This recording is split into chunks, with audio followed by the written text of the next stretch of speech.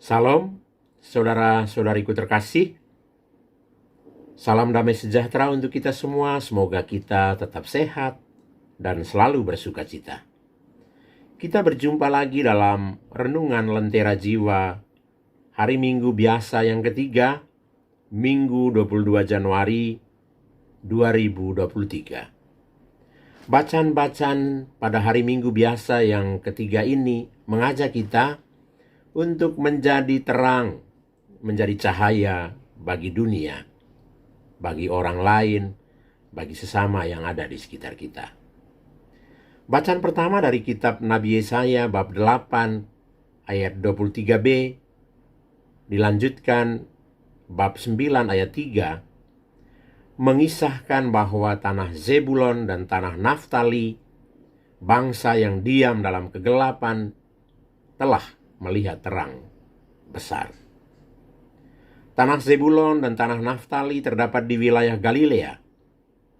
Di kawasan ini, umat Yahudi telah membaur dengan bangsa-bangsa asing sejak zaman pembuangan di Asiria dan Babylon. Karena itu, penduduknya dianggap oleh orang Yahudi yang lain sebagai orang kafir yang masih hidup dalam kegelapan. Karena itu pewartaan tentang telah terbit terang besar sangat sesuai dengan situasi mereka yang ada dalam kegelapan hidup. Saudara-saudari terkasih, tapi Yesus justru mulai berkarya di wilayah ini. Dan ia memilih kota kecil Kapernaum di tepi danau Genesaret sebagai basis karya misinya.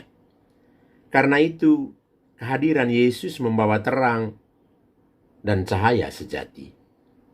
Itulah sebabnya dalam kitab Nabi Yesaya tertulis, bangsa yang diam dalam kegelapan telah melihat terang yang besar.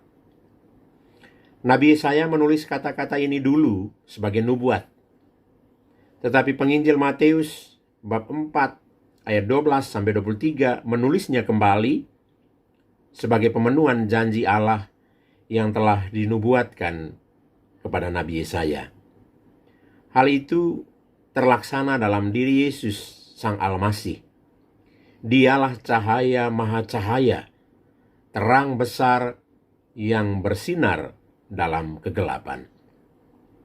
Karena itu, ajakan Yesus ketika memulai pewartaannya, bertobatlah, sebab kerajaan surga sudah dekat. Bertobat artinya beralih dari kegelapan dosa kepada cahaya ilahi. Beralih dari kungkungan kuasa maut kepada hidup baru di dalam Tuhan. Karena itu warta pertobatan yang Yesus sampaikan sangat relevan dengan situasi saat itu. Dengan itu mereka yang berada dalam kegelapan hidup mendapat terang yang sesungguhnya, terang sejati yang Tuhan Yesus bawa.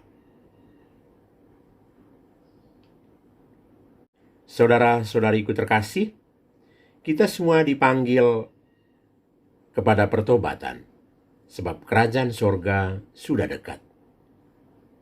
Artinya Tuhan mendekat secara pribadi dengan setiap kita, karena Ia mencintai kita.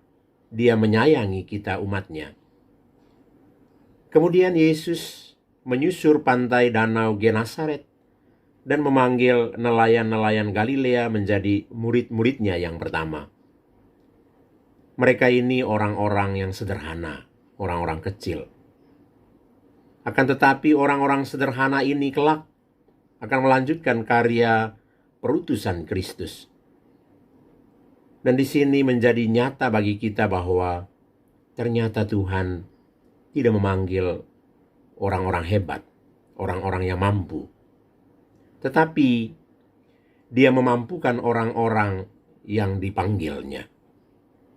Murid-murid dipanggil untuk menjadi penjala manusia, yaitu untuk menghantar sesama kepada keselamatan.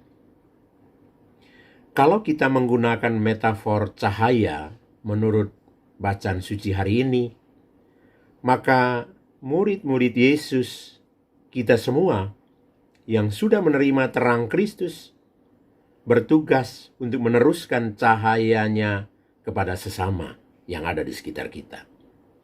Karena itu, Yesus kemudian berkata, "Kamu adalah terang dunia." Saudara-saudariku terkasih, marilah kita berjuang untuk menjadi terang bagi diri kita sendiri dan juga bagi sesama, bagi orang lain yang ada di sekitar kita. Tuhan akan menyalakan hati kita dengan cahayanya dan menjadikan kita pembawa terang di mana ada kegelapan, pembawa kegembiraan di mana ada kesedihan, pembawa damai di mana ada pertikaian, ada konflik, dan pembawa cinta kasih di mana ada kebencian. Hanya dengan itu, hidup kita menjadi madah pujian bagi Tuhan, tapi sekaligus juga menjadi tanda berkat bagi orang lain, bagi sesama yang ada di sekitar kita. Selamat berhari Minggu untuk kita semua, dan saya juga mengucapkan selamat merayakan perayaan Imlek tahun 2023 bagi saudara-saudariku yang merayakannya pada hari ini. Semoga di tahun yang baru, tahun 2023, ada banyak berkat, ada banyak keberuntungan yang bisa diraih. Tuhan memberkati kita semua. Amin.